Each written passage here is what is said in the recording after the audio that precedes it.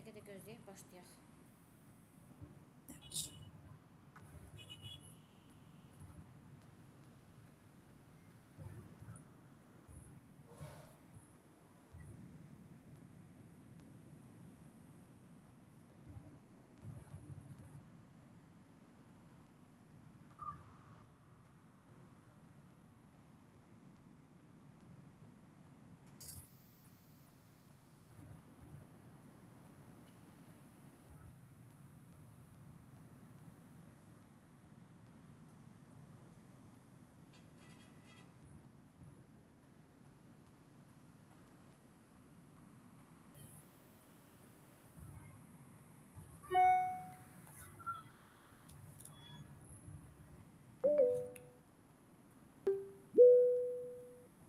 Həcər, necəsən?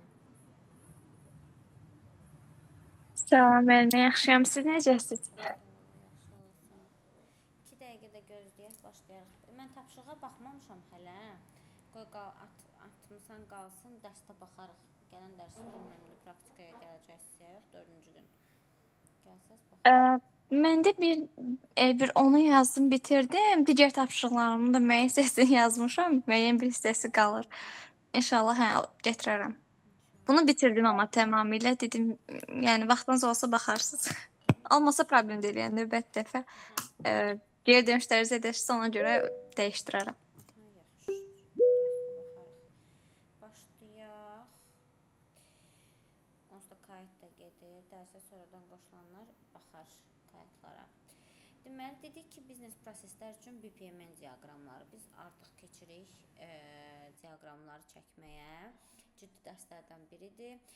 BPMN nədir? Business Process Model və Notation.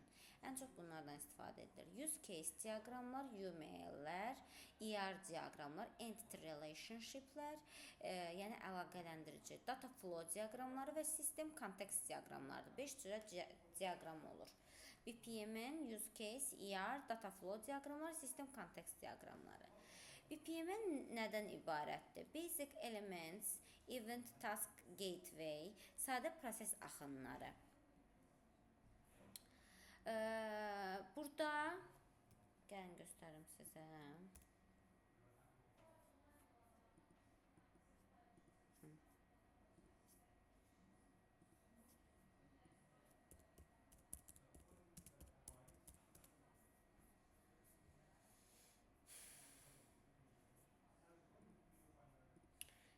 Belə bir diaqramlardır, hansı ki prosesin xəritəsini təsvir eləyir. Yəni, bundan ibarətdir bizim keçəcəyimiz diaqramlar. İndi gəlin bir-bir bunun detallarına gedək ki, görək nə var bunun içində. Deməli, bizdə var paralel və alternativ axınlar. And, XOR və OR. Bu hansıdır? Bax, bu ortadakı görürsünüz, bu xəttlər var ya, bax, bu üçbucağı, rombun içində olanlar, XOR, OR. Bunlar nə deməkdir? Gəlin baxaq.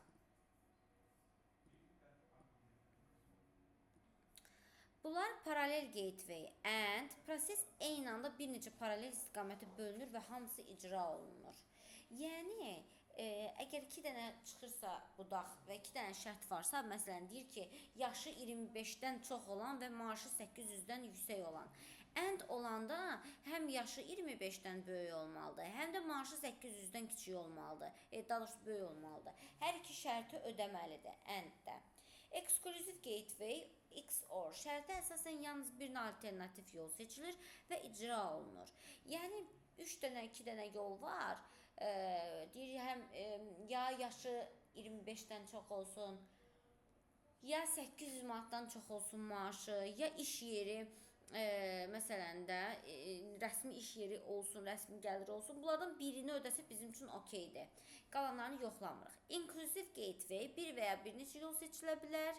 Yəni 3 dənə şərt varsa bunun ikisini də ödəyə bilər, birini də ödəyə bilər, üçünü də ödəyə bilər, hamısını ödəyə bilər. Şərtlərə görə bir neçə branch eyni anda aktiv ola bilər. Bu nə deməkdir? Yəni eyni anda bir neçə dənə hissədən keçə bilər. Gəlin baxaq and. Və bu andin işarəsidir. Yadınızda saxlayın. Rond daxilində üstəgəl. Bizə prosesləri paralel göstərməyə imkan verir. Növbəti addımın icra edilməsi üçün bütün paralel təyin edilmiş tasklar bitməlidir. Paralel taskları sinxron şəkildə eyni vaxtda icra oluna bilər və ayrı-ayrılıqda. Adlandırma buna əsasən lazım olmur. Yəni bura şərt qoymaq lazım olmur da. Adlandırmaq nədir? Məsələn, burada adlandırıblar, görürsünüz. Buna şərt qoyublar. Ənddə hər ikisi ödəyəcəyinə görə bu əndin özünə şərt qoymaya ehtiyac yoxdur. Məsəl üçün ənd deyə bilərik ki, kredit kartının sayı 1-dən çox olmasın, debit kartının sayı 2-dən çox olsun. Deməli, adamın həm 1-dən çox olmayan, yəni bir dənə kredit kartı olmalıdır, 2 və daha artıq da debit kartı olmalıdır. Yəni vənin belə deyim, mənası budur.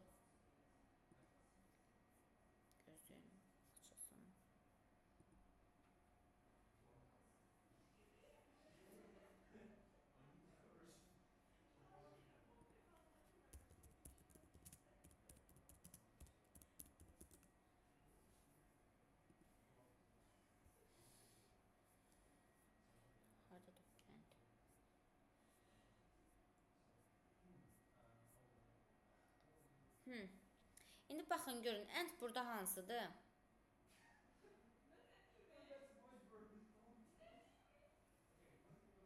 Romb olanlar idi də. Sadəcə içi Rombun içində üstəgəl olanlar üstə enddir. olmalıdır, hə. İç pizza olanlar deyəsən var idi. Başqa görmədim. İt pizzadan qabağa. Hə, Bu burada. enddir. Gəl baxaq, gör, başqa end var.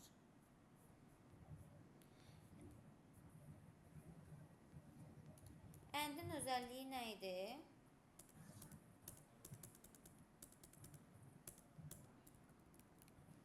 Kim deyər?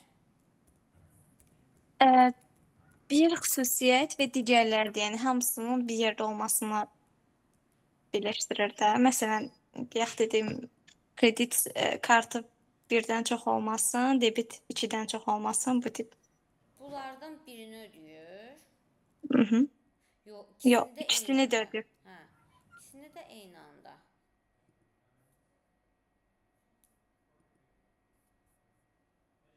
Hə. Burada paralel gateway hansıdır, Lətifə?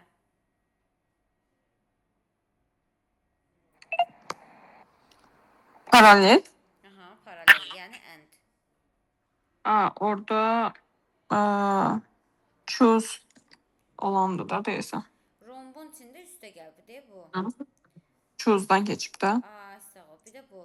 İtmildən qabaq. Bəs burada end hardadır?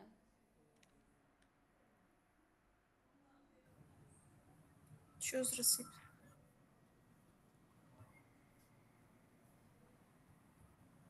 Hə, choose receipt birinci. Düzdür. İndi gəlin baxaq, paralel prosesimiz necə işlənilir.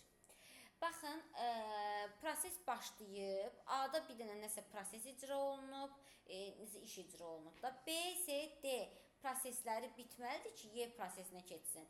Yəni, buradan gələn axın həm buradan, həm buradan, həm buradan eyni anda paralel keçməlidir, birləşməlidir, sonra Y-yə keçməlidir. Sizcə buna nə ola bilər? Məsəl üçün, mən bir dənə misal verim. Tutaq ki, biz flow çəkirik ki, asan xidmətdə müştərinin evini özəlləşdirilməsi. Bura yaza bilərik ki, müştərinin evini özəlləşdirilməsi üçün eyni anda yaza bilərik ki, sığorta satılsın, əmlak sığortası, nə bilim, kommunal xərcləri yazılsın, bir də evi özəlləşdirmənin pulu tutulsun. Eyni anda üçü də işləsin. Çünki paraleldir. Görürsünüz, paraleldən çıxardıb, ayırıb, sonra paralelə birləşdirib, ikinci bir user task'a birləşdirib. Yəni, bunun çəkiliş qaydası belə olmalıdır. İndi sual yarana bilər ki, istədiyimiz kimi çəkə bilərikmi? Yox. Bunun özünün standart çəkilmə qaydası var. Bunun üçün də qayıtlar var. İndi mən də öyrədəcəm ki, yəni bu əslində necə çəkilməlidir? Diaqramlar.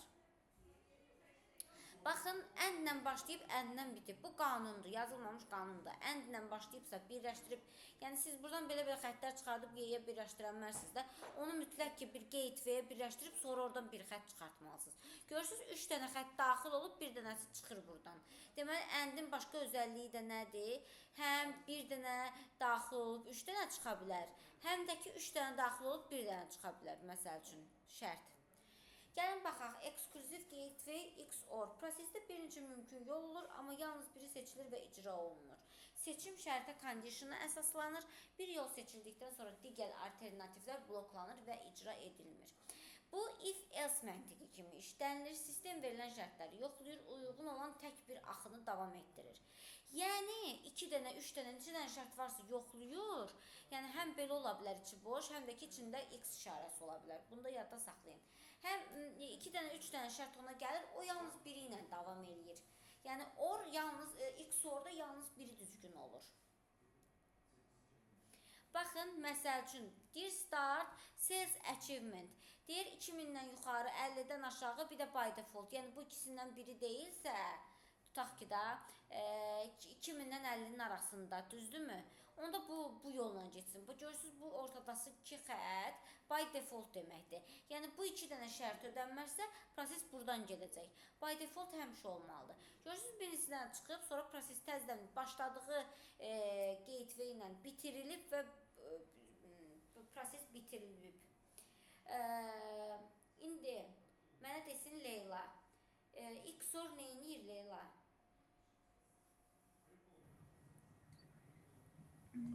XOR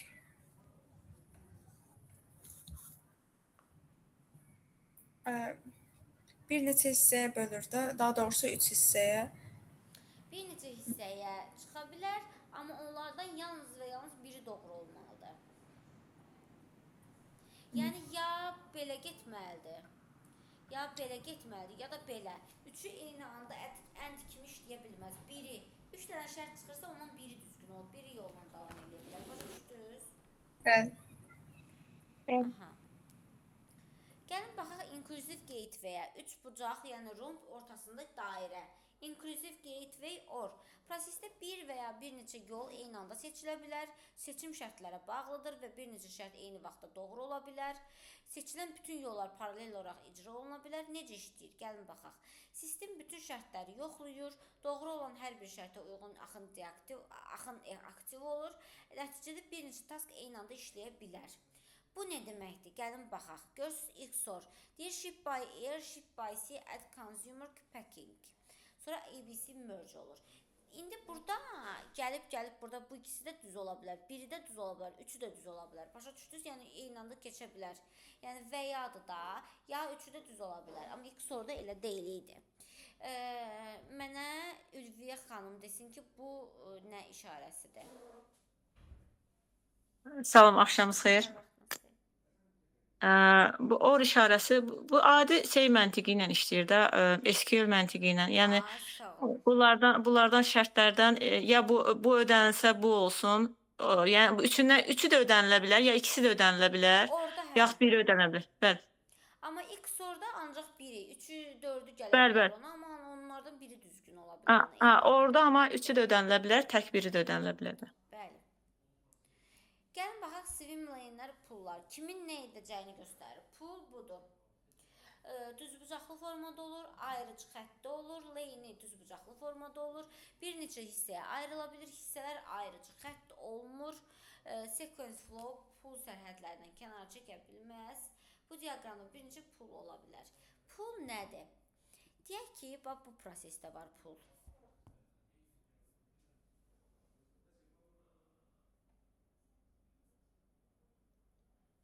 Bu ümumi puldur. Bu isə xarici inteqrasiyalardır. Görürsünüz, birləşdirməyib puluna. Pulun daxilində ancaq məsələn bir şirkətin daxilində fərqli şöbələr varsa, bu pulun daxilindədir. Deyək ki, maliyyədən keçir, hüquqdan keçir, compliance-dən keçir. Hardan keçirsə keçsin, bir daxildədir. O pulla göstərilir. İştirakçılar təmsil edir və kim sualına cavab verir.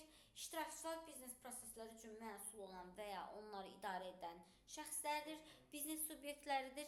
Məsələn, şirkətin bölmələri və ya müştəri və ya biznes rolları, məsələn, alıcı, satıcı. Adətən pul şirkətə, müştəriyə və partnyorlara məxsus olur. Yəni orada ya müştəri olur, ya şirkət olur, ya partnyor olur. Nəsə bir şey olur ki, yəni biz onu pulda göstəririk. Gəlin baxaq bu pulumuza. Nə var burada?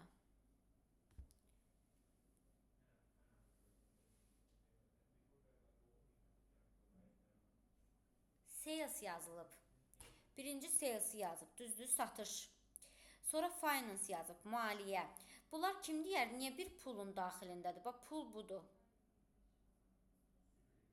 Niyə bunu ayırıb yazmayıb? Məsəl üçün belə. Belə niyə yazmayıb? Hamısı bir şeyin içindədir. Qoy görürsün, ayrıdır bu bundan. Kim deyər?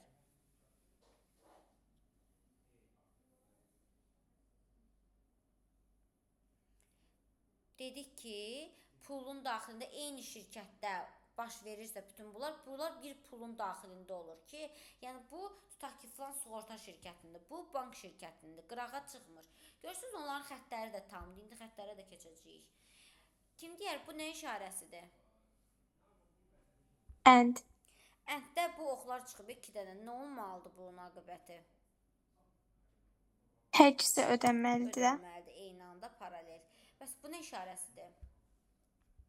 XOR. XOR nə etməlidir? Orada yalnız biri.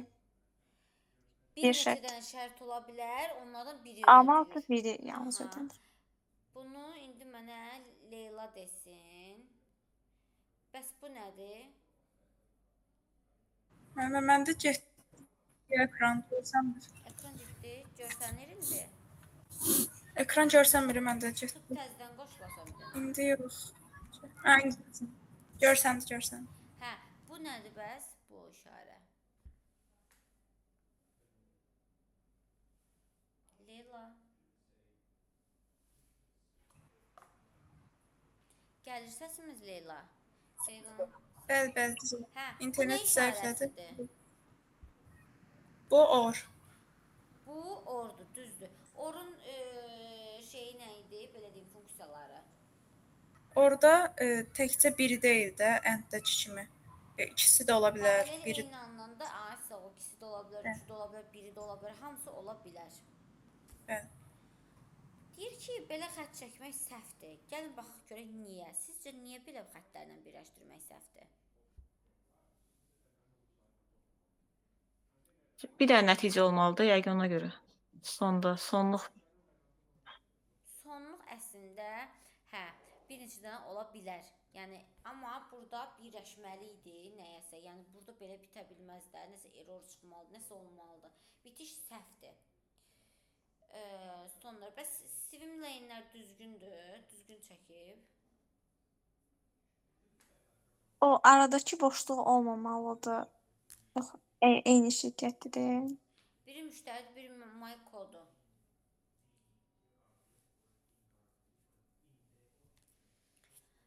Birləşik olmalıydı yenə də.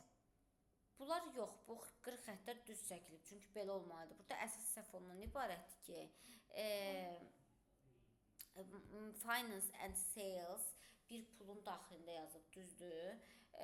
Amma heç bir görürsüz şərt yoxdur. Nə olsa harda gidici yoxdur. Elə dümdüz çəkib. Belə çəkmək olmaz.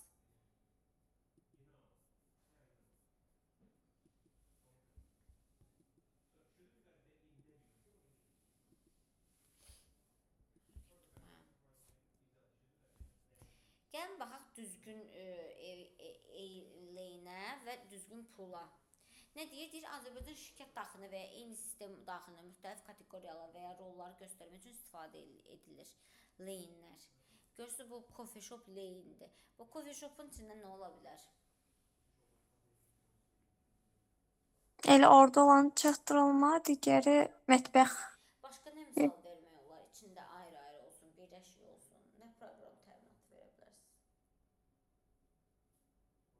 Əslində oturmağa da yer olmalı deyildi orada. Təkcə çatdırılmada, ancaq çatdırılmada, yəni o Düzdür. Onların da rasxod zadı var. Orada da bir şey var. Burada prosta mətbəx və çatdırılma elə bil arasında inteqrasiya qrupdur. Belə kasıb inteqrasiya qrup. Ülviyə xanım, siz deyə bilərsiniz, pulun daxilində nə qoyardınız siz olsaz? Yəni necə zənginləşdirərdiniz bunu bu sadə versiyada? Əlavə olaraq orada bir oturmağa təkcə çatdırılma yox, orada 2 xətt çıxardardım da. Hazırlanandan sonra həm yerindəcə restoranda istifadə eləmək üçün. Sonra orada ödəniş qoymayıbdı məsəl üçün. Hə. Sonra prepare coffee də, kofe necə avtomat maşınla hazırlanır, yoxsa işçilər mi hazırlayır? Heç bir şərti yoxdur da orada. Çox gözəl Hə. dediniz. Belə. Əla. İndi baxaq black box pula. İçərisində heç bir proses olmayan puldur. Adətən kənar proses bizə məlum olmayanda və göstərmə ehtiyac olmayanda istifadə edirik. X1 şirkətdə X1 API-miz var, işləyir də, prosta 16 təmin. Prosta biz texniki işlərimizi aparırıq. O da məsəl üçün qarışmır bizə. Onda necə olur? Qıraqda customer kimi göstərilir. Message flow qırıq-qırıq xətt olur. Bir də bayaq göstərdiyimiz kimi qırıq xətt. Eyni pul daxilində olan obyektləri birləşdirə bilməz.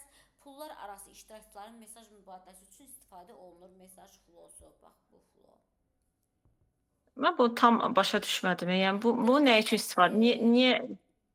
Hətta bu qırıq-qırıq xətt bizə niyə görə lazım olur, yəni? Bax məsəl üçün deyək də bir dənə diaqram çəkək. Belə deyim, bankda məsəl üçün də bankda IT biznes analitik üçündür. Yəni bu onu əlavə şərt kimi o qırıq-qırıq xətti nəyə görə verməliyik? Bax, bank deyək ki, gedir inteqrasiya qurur sığorta ilə. O onun daxilində deyil axı. O sığortanın swimlane'ini belə yazıb, qırıq-qırıq xəttini qoymalıdır bax buralarda. Ya məsələn klient, müştəri bitişik deyil də prosesi. Gedən proses budur. Bunlar əlavələrdir. O əlavəni göstərmək üçün. Şirkətin daxilində olmayan, daxilə getməyən prosesləri qırıq-qırıq xəttlə. Qırıq-qırıq xəttlə göstərir. Amma içindədirsə, bax görsən burada, görsən düz xəttdir. Hə, bildim. Hə, indi anladım, oldu, çox sağ ol. Deməli, biz swimlane'ləri dedik. Bir dənə də deyin mənə görüm. Burada swimlane'də sizcə nə çatışmır? Hərə bir şey desin, görüm kim deyəcək. Ülviyə xanım, siz deyin. Nə çatışmır yəni? Burada şeylər yoxdur da, o and or, XOR, o bayaq dediklərimizin heç biri yox. Sən Xədicə nə yoxdur? Təkrarçılıq ola bilər, problem deyil. Həcəri Xədicə dedim yenə. Həcər, səncə nə çatışmır? Həmçinin azdır. Məsələn, salesdə artıra bilərdik. Başqa nəsə də ola bilərdi də, yəni azdır. Sən Leyla? Mən də Ülviyə xanımın dediyi kimi and or XOR deyəcəkdim. Ülviyə xanımın dediyi şey yox, condition Həcər dedi. Ülviyə xanımın dediyi şey idi. Genişlənir bir prosesi. Bayaq deyirdi ya and or XOR. Bunlar yoxdur. Deməli, baxın belə bir nəsə çəkiblər, bizə göstərirlər. Neyniyərik? Bizə deyiblər ki, review elə bu sənədə. Bax yazacağıq. End eventi tam proses yoxdur. İkinci subtaskdır güya. İndi biz taskların bir yerə yığılmasıdır. Yəni subtaskdır. Onun içini açanda bir neçə dənə task çıxır içərisindən. Sequence flow pool sərhəddindən kənara çıxıb və olmaz. Və üçüncü xəta. Sizcə burada xəta nədir? Mən kömək eləyim də keçməmişik. Burada yazıb take kod. Bunu yazınca bu yumru var. Yumrunu dəyişib burada müxtəlif şeylər eləmək olur. Draw.io-da. Gözünü açın.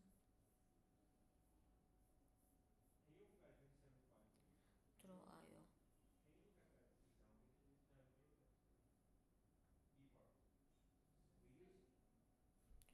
Hara getdi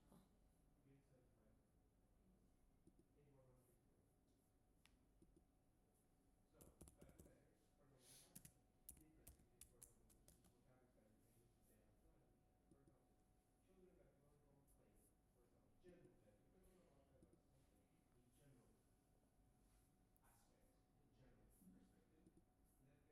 Hə. Bu oldu bizim diaqramlarımız.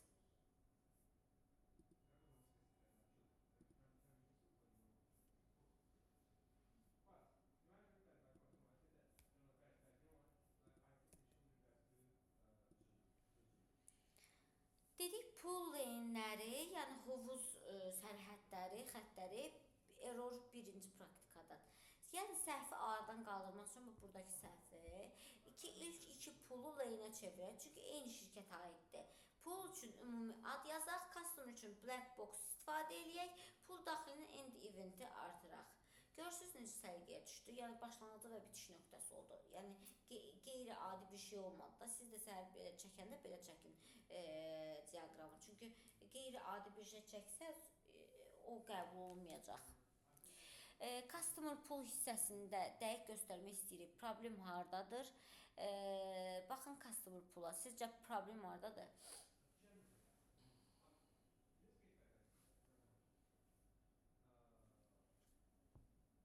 O aşağıdakı arasında əlaqə yoxdur. Orderlə pay for Aşağıdakı bilinmir. Başladı, bitdi. Başlamaq Bitdi. bitmək, yəni mənası yoxdur da. Yəni bunu ona görə problemdir. Best practice-imiz nədir? Gördüyümüz kimi bütün poolda gedən proses pool arasında məlumat mübadiləsi qırıq xəttinin göstərilmişdir. Görürsünüz, qırıq xəttinin göstərir ki, SMS gedəcək axırda. Məsəl üçün onu da göstərib. Bu end işarəsidir, bu XOR-dur, o OR-dur, bu ildırım işarəsi, yəni məsələn retry-dır, deyək ki, retry qoşublar, dayanmadan retry edir prosesi, errora düşəndə bu odur. Gəlin subproseslərin tiplərinə baxaq. Dairəvi düzbucaqlı üstəgəl işarəsindən verilir. Mürəkkəb proseslər sxemi gizlətmək imkanı verir. Bütün proseslər eyni line-da baş verir. Call activity nədir? Yenidən istifadə olunacaq proseslər üçün göstərilir. Bu proseslər line-dan kənarda baş verə bilər. Subproses daxilində mürəkkəb proseslər olanda istifadə edilir. Bir dənə fasilə verək, gələk 5 dəqiqə. 38-də burada olun. yaxşı. Yaxşı.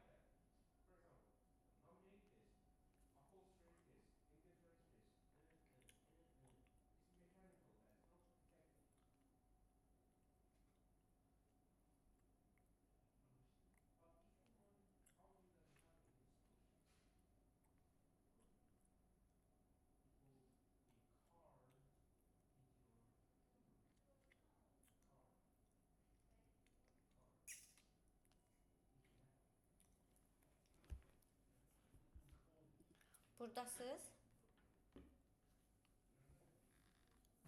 Bəli.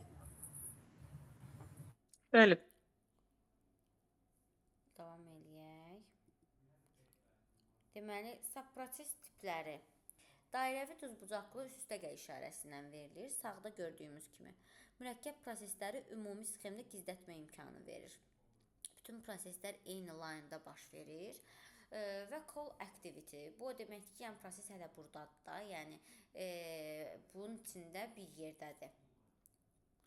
Gəlin indi sadə bir dənə diaqram çəkək özümüz. Mən çəkim, siz də deyin mənə necə çəkək. Komandada.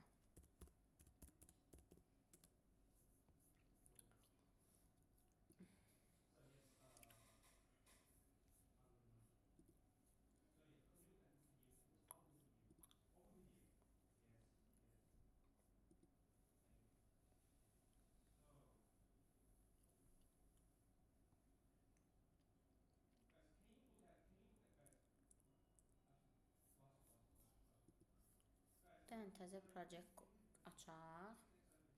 Adı nə olsun? Volt kofe sifarişi. Volt.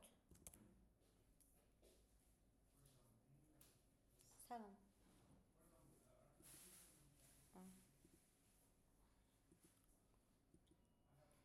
Volt kofe sifarişi.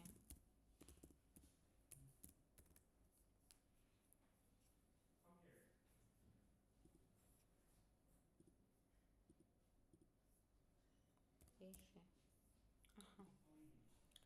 Все, вот kofe sifarişi create eləyirik.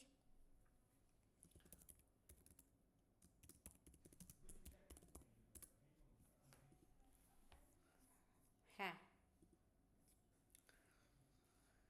Başlanğıc başlayan event hansıdır? Bu start eventidir, düzdür?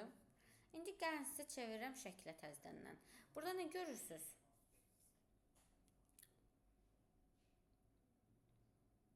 Kofelən şəklin qiymətlərini. Sağ ol. Bir kofe sifarişi nə ilə başlayır, necə irəliləyir məsəl üçün? Bax, mən gəldim startımı qoydum. Sonra nə qoymalıyam? Birinci məhsullara baxmalıyam da, seçim olmalıdır orada. Aha, məsəl üçün bura yazırıq user task qoyuruq bunu. İndi bu taskların tiplərini keçəcəm. Hələ ki keçmirəm. Beyniniz qarışmasın. Sadə task tipi falan seçmirik. Seçimi bu taskla edir kvadratla. Kofe seçimləri müştəriyə görünür. Sonra nə olur? Sonra onun səbətini atır. Görünür. Müştəri bunu bununla birləşdirdik. Müştəri kofeni seçir. Müştəri seçim edir məsəl üçün.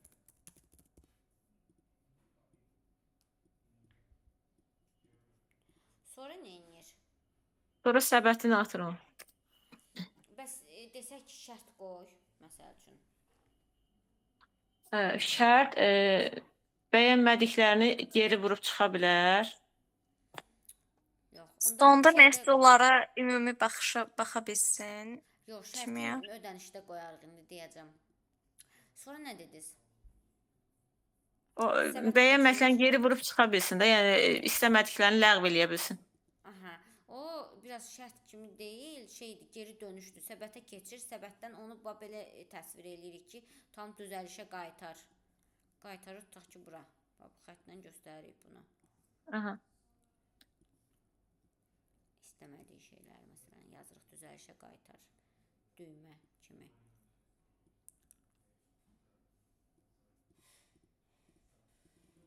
Sonra şərt şey verə bilərik. Orada məsələn qiymət də ta ki məsələn 20 manatdan yuxarı seçsə əlavə məhsul təklif elə, endirim təklif elə, nə bilim. Düzəlişə qaytar. Hə. Burada şərt qoyuruq ki, tutaq ki, bura hansı şərt qoymalıyıq? XOR, OR, yoxsa AND paralel getməlidir, yoxsa indi onu deyərik, dəyişərik. Bir dənə şərti Böyük qoyuruq. ehtimal ki, AND olar o. Sifariş böyükdür 20. Sifarişə uyğun əlavə məhsul təklifi elə bir şey olar da, yəni. Sifariş 20-dən böyükdür, məsəl üçün.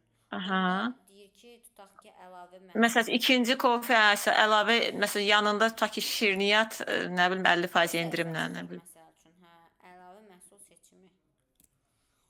Yox, 20 manatdan kiçik olsa nə olacaq? Ödəniş etsin. 20 manatdan Cəmi- kiçik olsa, yenə də ona reklam bildirişi çıxsın da ki, O bunu siz eləsən dediyiniz- belə olar.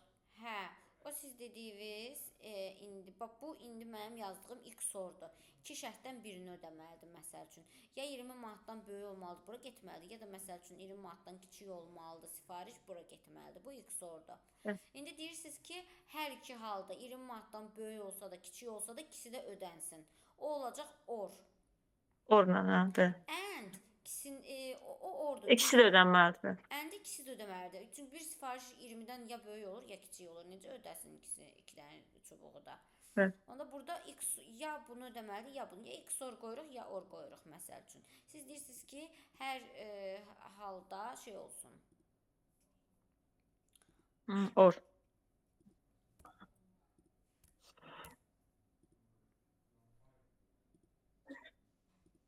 Hər ikisinə gedirsə or, hə, oldu. Hər ikisi də ola bilər. İkisindən biri də ola bilər. Bax belə də, elə bil ki, ya bu olacaq, ya bu. Ya 20 manatdan böyük olacaq, ya da ki, məsəl üçün ola bilər ki, qalsın həmin səhifədə bir dəfə 20 manatdan böyük vursun, bir dəfə 20 manatdan kiçik vursun. Bu da ola bilər. Amma burada məncə ən məntiqlisi belə baxanda XOR-dur. Çünki iki yoldan birini gedir. Niyə or olsun ki? Or o vaxt olur ki, 3 dənə yol olur, üçündən ikisini də ödəyə bilər, birini də ödəyə bilər, üçünü də ödəyə bilər. Və or o vaxt olur. Yəni iki şərt və ikisindən birini seçməyə bizə məcbur eləyirsə, bu exclusive gateway-dir. Yadınızda saxlayın. Ödəniş səhifəsinə keçid edir. Ödənişə nə şərt qoymaq olar? Lətifə cavab versin.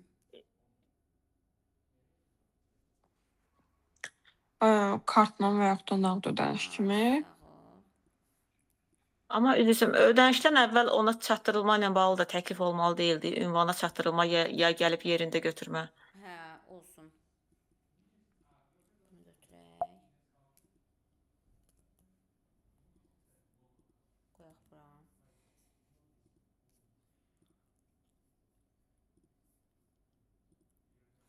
Çatdırılma ünvanının seçilməsi. İndi məsələn, burada şərt nə qoya bilərik? Leyla, sən cavab ver.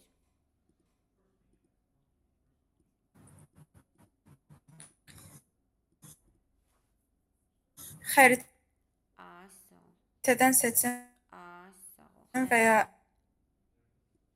əldə yazma ünvanı.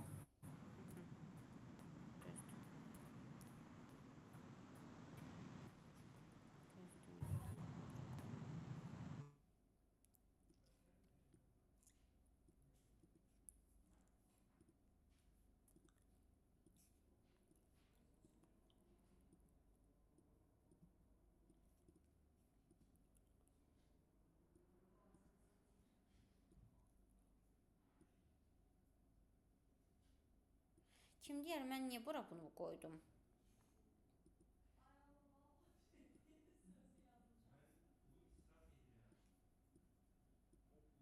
Eşidirsiniz mənim səsimi? Hə, bəli, o əvvəli var idi da, ona görə əvvəldən də X var. Budur. Bununla başlayan şey buna birləşib təzədən. Mən bunun götürüb bu ikisini buna birləşdirə bilmərəm. Olmaz bu belə bir şey. Olar, yəni olmaz. Yəni eləyə bilərəm. Sadəcə düzgün deyil o çəkiliş düzgün deyil. Notasiyaya uyğun deyil. Necə ki orfoqrafik, orfoepik səhvlər var. Bu da bu xəritənin səhvləridir də. Belə. Elə bir XOR-la başlayıbsa XOR-la da qurtarmalıdır da, düzdür? Təzədən məsələn bu ikisindən buna birləşdirmək olmaz. Mən işdə görürəm də, mən sənədləri yoxlayanda işləyən adamlar görürəm, götürüb buna birləşdirirlər, bir də şeylər eləyirlər yəni. Sifariş 20-dən böyük olanda əlavə məhsul kiçikdir, bəli. Xeyr. 20-dən böyük deyil də elə bil ki. Hə, birləşdi, Çatdırılma ünvanının seçilməsi təzədən gəldi bura ikisi. Yox. Bu ikisi də gəlməlidir çatdırılma ünvanının seçilməsinə. Bu burada. Burada olmalıdır.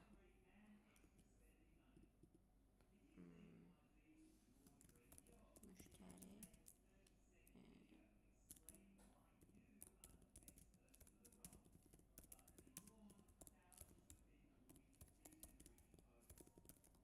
Yönəldilir. Ya belə ya, yenə yazaq müştəri 20-dən kiçik olanda əlavə məhsul seçimi. Yazaq burada birinə piroq yazaq, məsələn, piroq seçimi. Çünki məntiqə uyğun gəlmir o. Bu kofe seçimi. Nəsə olmalıdır da burada. Neyse, biri kofe seçdi, biri piroq seçdi 20-dən yuxarıda. Gəldi çatı. Hə, indi düzdür. Çatdırılma ünvanı seçilməsi. Leyla, nə dedin? Şərt nədir? Xəritədən seçir, bir də nə edir? Ya xəritədə seçmək, ya da ki, manual əldə yazmaq. Yes. Bəs burada nə olmalıdır? X-ordu, ordu, hansı gateway-dir? Orada X olardı. End olardı daha doğrusu. Niyə? İkisini də ödəyə bilər. İkisindən də keçmə. End bilsən nədir? Məcbur eləyir ki, həm xəritədən seçsin, həm də əllə yazsın. Belə olur. Çaşdım. Yox, o da ola bilər. Yəni onu da məcbur eləyə bilər. Amma məntiqə uyğun deyil də. Hə, düz çıxmaz o, düzdür. Burada nə edirik? Qoyuruq şərt. Xəritədən.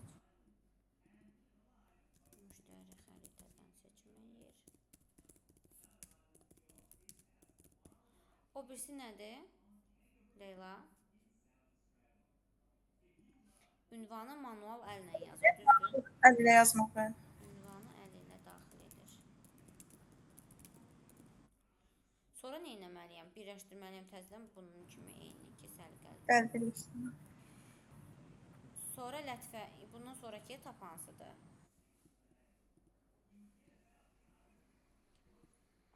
Çatdırılma bitdi də, çatdırılmaya keçdik də. Bayaq birini demişdin, sən qaldı, onu sildik, onu saxladıq. Nə idi o? Kartla və nağd ödəniş. Müştəri ödəniş səhifəsinə yönəldilir. Müştəri ödəniş səhifəsinə yönəldilir. Burada nə qoyuram? XOR. Nağd sual qoydum. Nağddırsa nə olsun? Təhvil alındıqda ödəyir. Kart olanda nə olur Lətifə? Avtomatik ödəyir də. Yox, kart məlumatlarını daxil. Yaxşı, səncə Apple Pay ilə ödəniş. Ödəniş. Nağd, xeyr.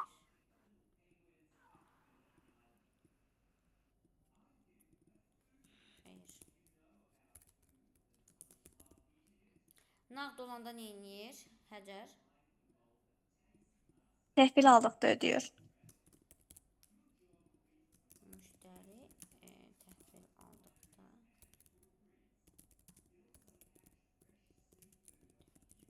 Sonra nə var idi Voltda? Yadınızdadır, nağd seçəndə nə olur? Sual verir orada. Deyir, dəqiq o qədər var, yəni səndə. Məbləğ tamdır. Məbləğ tamdır, məsəl üçün də. Tam olmayanda nə edir? Qalğı yaz deyir deyəsən. Tam deyilsə, xeyr, tamdır, xeyr.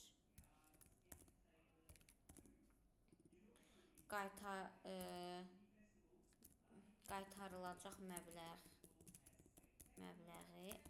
yazır. Məbləğ tam olsa nə edir? Təsdiq edir də yəqin. Nə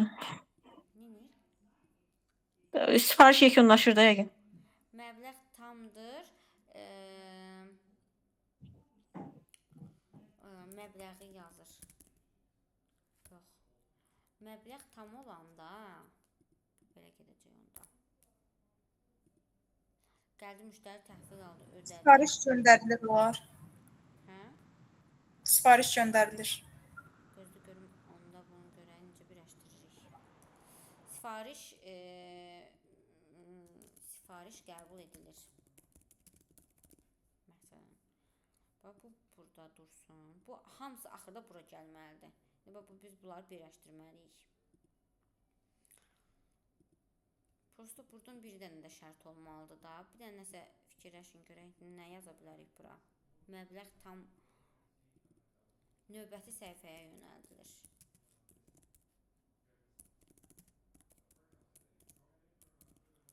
Belə.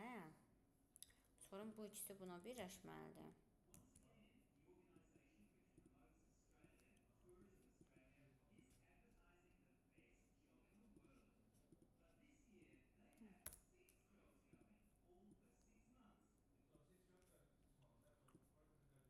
Bunu da.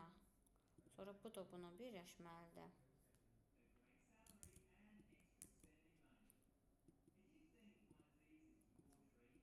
Bu da gəlib buna birləşməlidir. Təzədən bu da buradan belə birləşməlidir. Görürsünüz, səliqəli xəritəmiz alındı. Bu belə çəkmək lazımdır. Əyri-üş, üyrüş şey çəkmək olmaz. Hər şey qaydaya uyğun səliqə ilə getməlidir. Sifariş qəbul edildi. Fisyo. Məsəl üçün deyək ki, bu da sondur, bu da enddir. Düzdürmü? Bura qədər kim nə isə başa düşmədi. Bu sadə bir dənə axındır. Bu prosta elə belə çəkmişəm də. Yəni burada əslində bax bizim diaqramlarımız bu cür olmalıdır. Burada user taskın növü olmalıdır. Sonra işarələr olmalıdır. Nə hara necə gedir, axın olmalıdır. Bax görürsüz, axın belə olmalıdır. User taskların növlərinə qədər swimlane'in daxilində olmalıdır. Mən bunu əlimiz öyrəşsin, belə sadə təsəvvür yaransın deyə çəkdim. Kiminsə sualı var burada? Yoxdur. Görürsünüz, bizim çəkdiyimiz hissələr hamısı UI-da belə görsənir. Kofeni seçir, tutaq ki, kofenin ölçüsüdür. Biz orada şərtdə yaza bilərik small, regular, large. Ondan sonra klassik kofenin növüdür. Sonra go to checkout, ünvanı seçir, payment metodu seçir, ödənişi eləyir. Belə yekunlaşır yəni. Bizim çəkdiyimiz xəritənin prototipidir. Gəlin in general baxaq, yəni ümumi. Dedik start eventimiz var, başlanğıcı bildirir. Timer start eventimiz var, yəni günün hansısa saatında başlayırsınız, ekranı görürsünüz. Bəli. Bəli. Timer start eventi var, yəni onun nəsə saat məcbur eləyir ki, başlasın. Deyək ki, saat 12-də başlayır. Tutaq ki, axşam o vaxt maaşlar hər gün saat 8-də başlayırdı. Maaş köçməsi prosesinin startı nə olacaqdı? Timer start eventi olacaqdı. End eventi, bitiş, terminate event, yəni bitir və silir. Bu o deməkdir. Yəni prosesi saxlamır. Yarımçıq qalan proseslər var. Gün sonu məsəl üçün işləyiblər yarımçıq, harası bir cür yarımçıq qalıb da. Onlar terminate end eventi ilə olur. Yəni yekunlaşır və silinir. Baxın, timer start eventi, timer intermediate catch event bu ortada olur, bu başlanğıcda olur. Sonra event based gateway, görürsünüz bu followed by timer events. Yəni timeri ortada qoyacaqsınızsa deyir, ondan qabaq bunu qoyun. Bu user taskda hansı ki timerlə başlayır, yəni timerlə kəsilmir. Bu isə timerlə kəsilən bir user task növüdür. Gəlin baxaq. Bax burada deyir ki, latte və nə istəyirsən, kakao südü istəyirsənsə əlavə 3.60 hesablayır. Əlavə badam südü istəyirsənsə 3.60 hesablayır. Məsələn, ekstra sirop istəmirsənsə hesablamır. Bunu necə çəkərik? Bax da.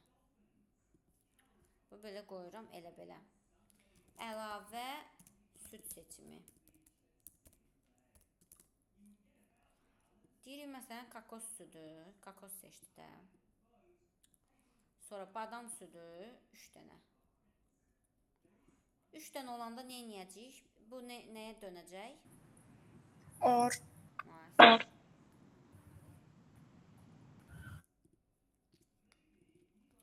Badam südü. bura yazaq bunu. Badam südü, kokos südü, əlavə yoxdur. Badam südü, məsələn, burada yazırıq. Əlavə 3.60 plus 3.60 hesablanır. Plus 3.40 hesablanır məsəl üçün də. 3.40.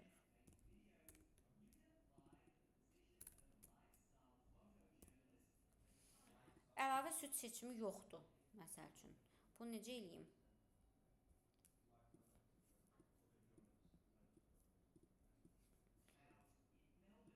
Necə birləşdirim nəyəsə bunu?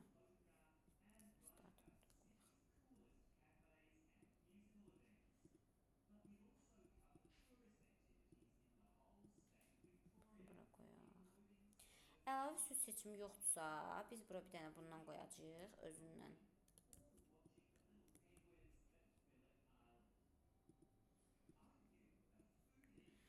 Gətirəcəyik bunu da bura birləşdirəcəyik.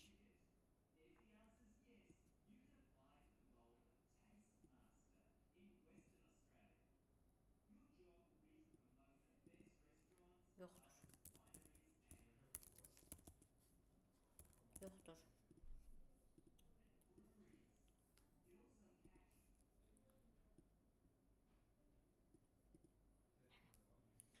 Gəldi təzədən bu da buna birləşdi. Bu da buna birləşdi. Hə. Bu niyə ayrı oldu?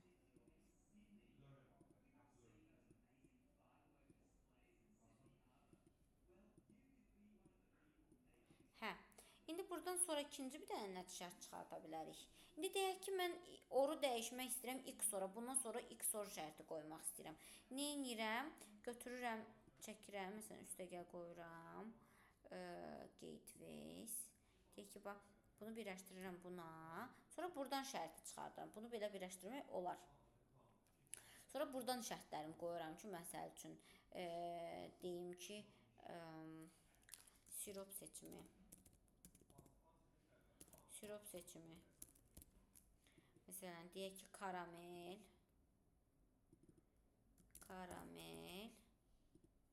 nə bilim, neysə, vanil,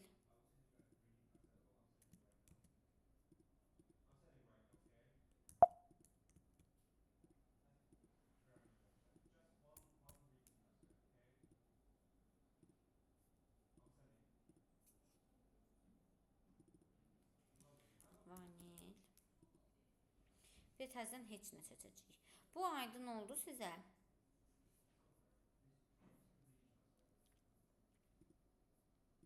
Eşidirsiniz məni? Bəli, bəli. Aydın oldu. Burada sual var gatewaylərlə bağlı. Yoxdur. Bu bir dənə o bir şeyə baxıb qayıda bilərik. Axırıncı çəkdiyimizə süd salonu.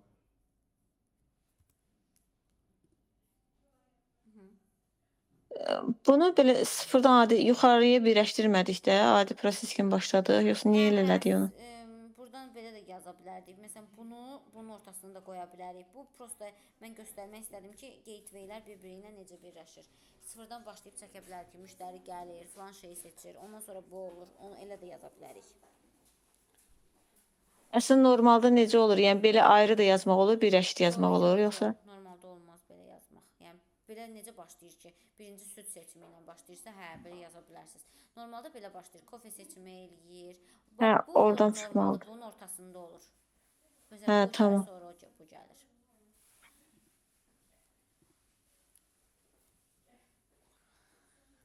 Baxın, burada çəkmişik ki, select coffee ingrediyentlərini seçirik. Məsələn, choose krem, choose milk, choose sirop. Niyə burada sizcə or qoymuşuq? Çünki istəsəm üçünü də seçərəm, istəsəm ikisini seçərəm, istəsəm birini seçərəm. Sonra birləşir təzədən buna. Sonra payment nəyin içindədir? Görürsünüz, sub prosesi. Niyə paymentin özü böyük bir prosesdir? Yığıb onu bir yerə qarman kimi ki, çox yer tutmasın, həm də qəşəng görünsün. Onu payment sub prosesinin içində yazıb. Sonra kofesini götürür.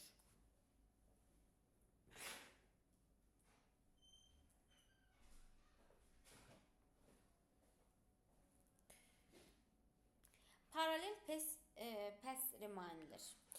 Baxın, paraleldə nə dedik? Dedik ki, B, C, D, yəni ənddə eyni anda olmalıdır və bitməlidir ki, Y-yə keçə bilsin. Yəni, hərəsi paraleldə işləməlidir və bitməlidir. Okey?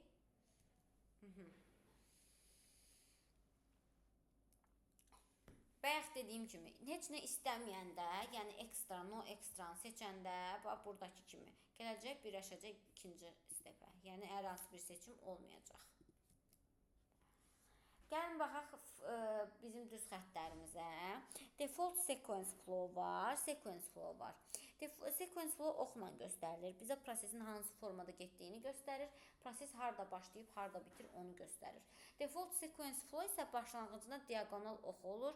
Exclusive, yəni XOR və inclusive OR gateway-lərindən işlədilə bilinir. Şərtlərdən heç biri uyğun gəlmədikdə istifadə edilir, yəni default sequence flow. Yəni, baxın, kofeni seçdim, kofenin ingredientlərini seçdim. Milk, sirop seçsə, seçəcək. Deyir, seçməsə heç birini. Yəni, ilişib qalmasın da, by default həmişə ekstrasız get. Yəni, heç nə seçməmiş kimi başa düş və get. Bax, belə deyir. Gəlin, ümumi baxaq flowlarımıza.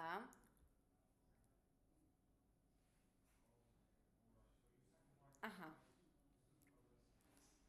Kofeni seçdi, ingredientləri seçdi, size-ı seçdi, milk-i seçdi. Görürsünüz, orada ya ikisi də gedə bilər, ya da biri gedə bilər, seçməz. Ondan sonra birləşdi, sifarişi gördü, go to checkout, checkout-a getdi. Sonra select payment methods, ödənişin növünə getdi.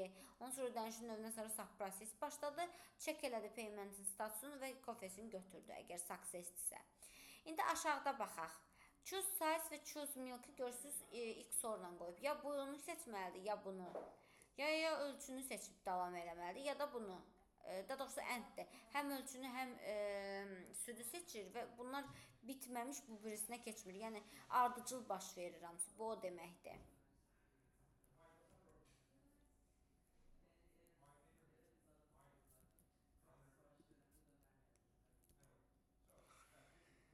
BPMN-də adlar mandatri deyil. Yəni, bunun içində nə istəyirsiniz yaza bilərsiniz. Prosta qısa və net fikrinizi ifadə eləməli. Yəni, uzun cümlələr yaza bilmərsiniz. Çalışın, qısa cümlələr yazın. Daha çox mənalı adlandırma eləyin. Gəlin, baxaq. Dedik ki, BPMN-lərimizdə standart qrafik notasiyalarımız var və prototiplərimiz var. Hansı ki, eventlərdir, task tipləridir. İndi sual yarana bilər ki, bu nəyə lazımdır, nə üçün lazımdır? Baxın, siz də IT ilə biznes arasında körpü rolu oynayırsınız. Biznes analitik körpü rolunu oynayır. Bu körpü rolu bəzi şeyləri bir-birinə başa salmaq üçün xəritəsini çəkməlidir ki, onu oxuyub başa düşsünlər. Aydınlaşdırmaq üçün, avtomatlaşdırmanı dəstəkləmək üçün və kommunikasiya üçün. Bu oldu nə eventi?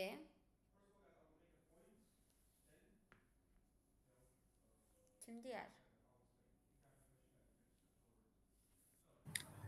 Start event. Aha, start. Bu nədir?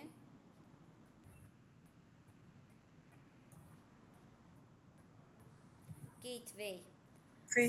Aha. Burada sequence flow'da, sequence'lərdə, yəni oxlarda by default var. Lətifə.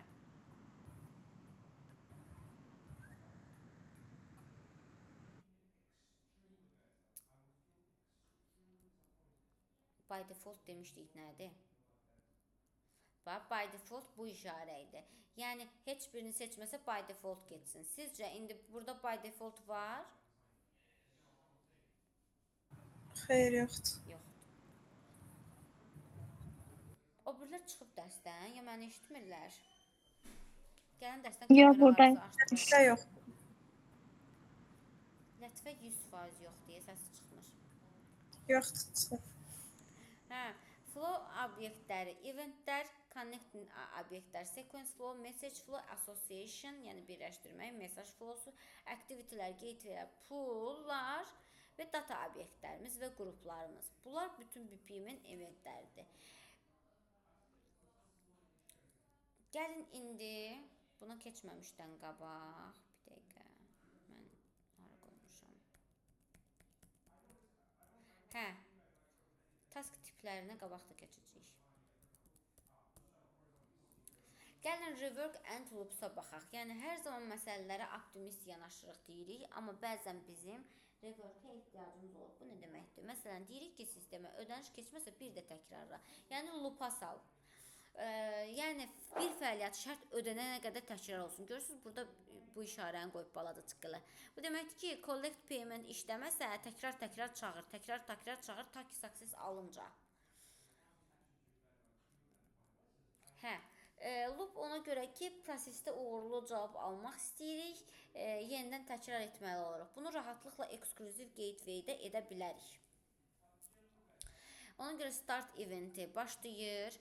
Yəni exclusive gateway-də problem var, qayıt buna işlə. Bax görürsüz, bayaq ki demişdim, düzəlişə qaytar. Bax budur. Problem varsa qayıt bir də işlət bunu, qayıt bir də işlət. Burada developer şərt qoyur ki, neçə dəfəyə qədər təzədən işlətsin. Bu reworkdur, bu işarə. Prosesdə səhv və ya problem olduqda geri qayıdıb düzəliş eləməkdir. Bu tapmasa bir də deyir qayıt, bir də qayıt deyir.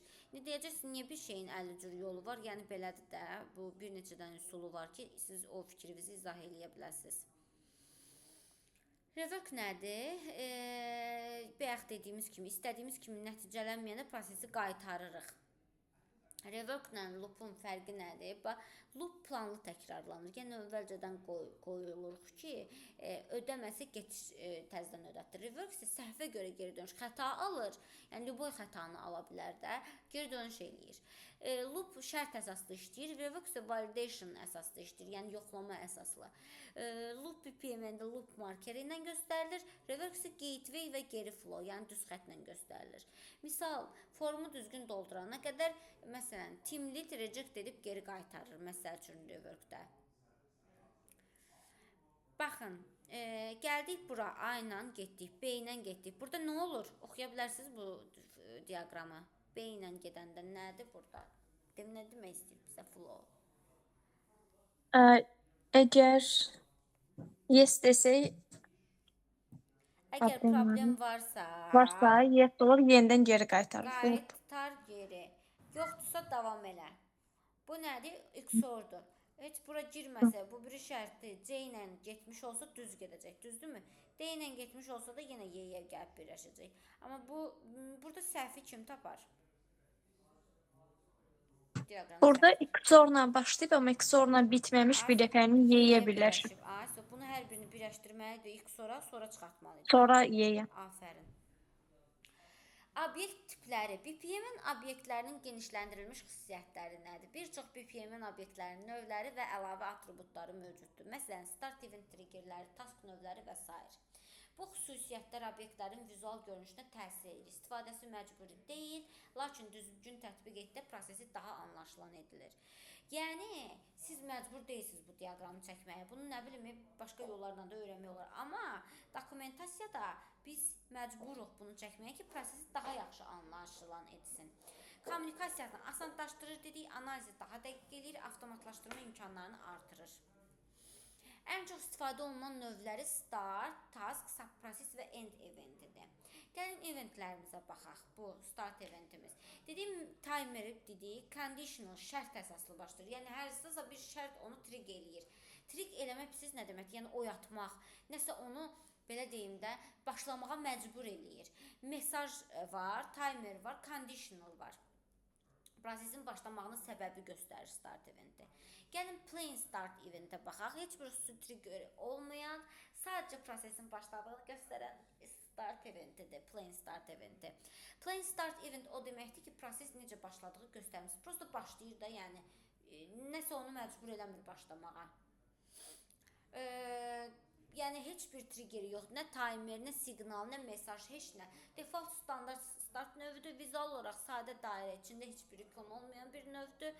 Nümunə olaraq, məsələn, user sistemə daxildir, proses başladı. Bu nümunədir, sadə start eventidir bu. Manual olaraq proses start edilir. Nümunədir, sadə start eventidir. Müqayisə üçün message start eventimiz mesaj gələndə başlayır. Timer start eventimiz müəyyən vaxtda başlayır. Plain start eventimiz səbəb göstərilmir. Mesaj start eventimiz mesaj vasitəsilə başlayır. Baxın, customer data receipt məsəl üçün deyir. Dəqiqə istəyirəm.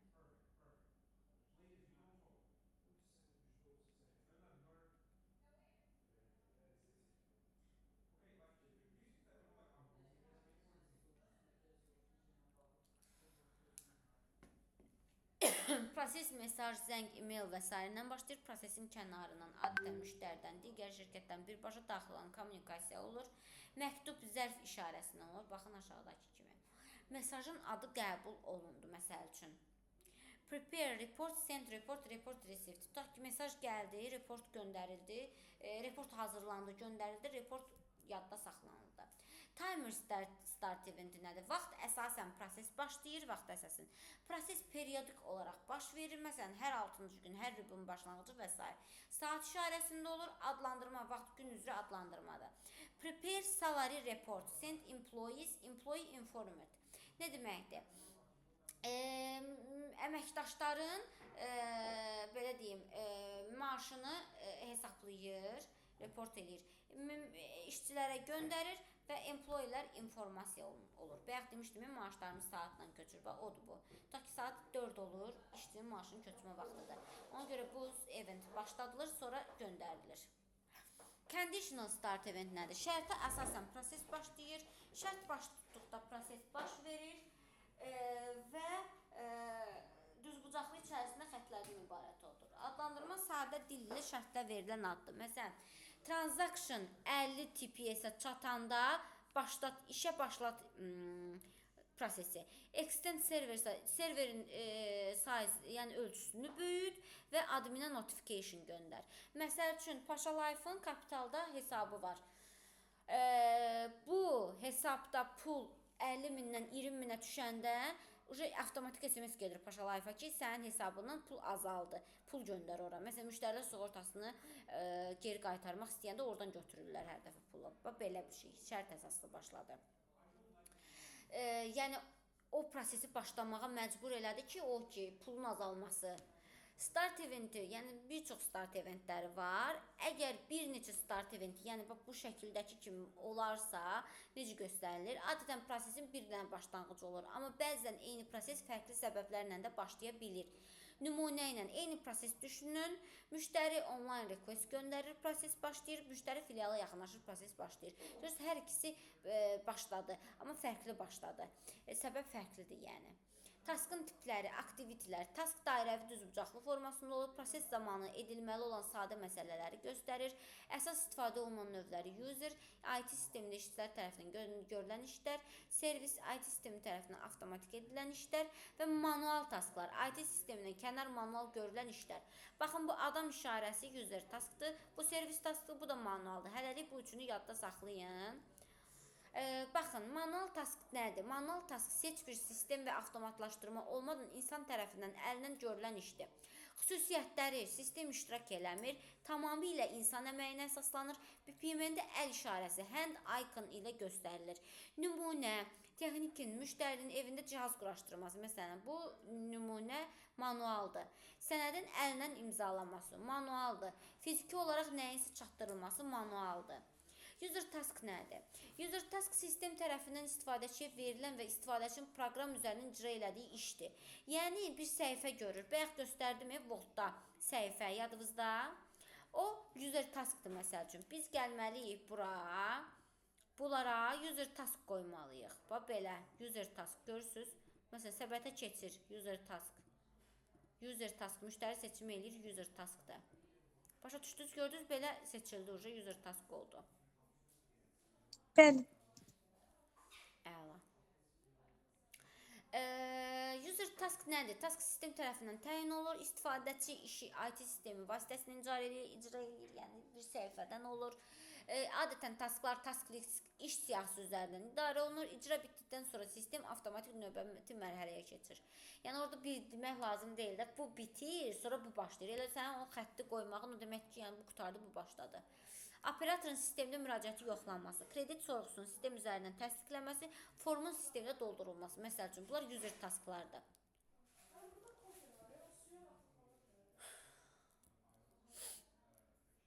Business rule, biznes qaydaları. User task sistem tərəfindən istifadəçi verilən istifadəçinin proqram üzərindən icra etdiyi işdir. Xüsusiyyətləri task sistem tərəfindən təyin olunur. İstifadəçi işi IT sistemin vasitəsilə icra eləyir. Adətən tasklar task list, yəni iş siyahısı üzərindən idarə olunur. İcra bitdikdən sonra sistem avtomatik növbəti mərhələyə keçir. Nümunə, operatorun sistemdə müraciəti yoxlaması, kredit sorğusunun sistem üzərindən təsdiqlənməsi, formun sistemdə doldurulması. Baxın, görürsünüz, belə bir task tipləri də var. Cədvəl, siyahı kimi. Deyir, məsələn, burada siyahının belə qəribə tiplərdə olur. Çox redki olur, amma olur. Yəni, demək istəyir ki, burada siyahısı hazırlanır, sonra perform eləyir bunu. Yəni, görürsünüz, async report buna assign oldu. Bunu göstərmək istəyir. Sonra, receive tasklar. Receive task nədir? Prosesin davam etməsi üçün mesaj və ya məlumat gözlənilən taskdır. Bax, görürsən, bu o deməkdir ki, proses burada gözləyir növbəti keçmək üçün. Proses dayanır və mesaj gözləyir. Mesaj gəldikdən sonra proses davam edir. Adətən sistem və ya xarici mənbədən input gəlir. Nümunə, müştəridən cavab gözləmək, başqa sistemdən respons almaq, ödəniş təsdiqinin gəlməsini gözləmək. İndi baxaq taskın tiplərinə. Bax, görürsünüz, mesaj taskı da var. Send out task, receive task. Bu ağ zərf qəbul olan mesajdır. Bu isə qara zərf gedən mesajdır. Bu da ki, script taskdır, yəni kodla bağlı tasklardır. Bunlar da bayaq dediyi eventlərdir ki, mesaj gedir. Gəlin send taska da baxaq. Send task proses daxilində sistemin və ya istifadəçinin başqa bir sistemə və ya iştirakçı mesaj göndərdiyi taskdır. Xüsusiyyətləri, mesaj və ya məlumat göndərmək üçün istifadə olunur. Adətən sistem tərəfindən icra olunur. Göndərdikdən sonra proses davam edir. Nümunə, SMS və ya email göndərilməsi, başqa sistemə API request göndərilməsi, notification göndərilməsi, BPMN-də zərf işarəsi olur. Bax, belə. Görürsünüz, məsəl üçün zərf işarəsidir burada. Servis task nədir? Servis task insan iştirakı olmadan sistem və ya servis tərəfindən avtomatik icra olunan işdir. Xüsusiyyətləri tam avtomatlaşdırılmış, yəni ancaq koddadır da, bunu sən görə bilmərsən interfeysdə. Adətən API, mikroservis və backend sistemlər vasitəsilə icra olunur, insan müdaxiləsi yoxdur. İcra bitdən sonra proses avtomatik davam edir. Nümunə, ödənişin sistem tərəfindən icra olunması, SMS və ya email göndərilməsi, kredit skorunun API vasitəsilə yoxlanması. İndi gəlin bir baxaq. Hesab prosesi saxlayacağım gələn dərsə. Burada yekunlaşdırarıq. Bu nədir? Bax, bu. Burada karandaşla çəkmək olur. Bu. Hə, bu nədir? Hə, bu nədir? Bu. Pul deyildi o yoxsa? Hə. Bu. Bəs bu nədir? Bu ikisi içindəkilər. Lane. Swim lane. Bu nədir? Start. Start button. Bəs bu? O sistem tərəfindən Servis avtomatlaşdırılmış task. Sağ. Bu nədir? Bunu kod User task, kod yox. User task. Adam işarəsindən yadınızda saxlayın. hə, user task. Əl işarəsi nə idi? Hand Manual. Manual. Bu nədir? Yenə user o da sistem tərəfindən. avtomatlaşdırılmış. Servis task. Axırda da nə qoyub? Bitdi, end. End. Bu dərs bu qədər 195-də dayanıram. Gələn dərs 196-dan başlayarıq. İkinci etapımızı keçərik. Hələ bundan tapşırıq vermirəm, hələ öyrənək. O birisi tapşırıqlarda inşallah 4-cü gün təhviz verərsiniz. Mənim sizə deyəcəklərim bugün bu qədər. Kimin sualı var? Nəyi başa düşmədiniz? Desin. Yaxşıdır hər şey, çox sağ olun. Siz sağ olun. Tapşırıqları işləyin, yoxlayacağım 4-cü gün, baxacağıq bir yerdə. Dərsi də indi yükləyirəm. Sağ Tamam, olun. təşəkkür. Sağ olun. Gecən xeyrə qalsın. Xeyrə qalsın.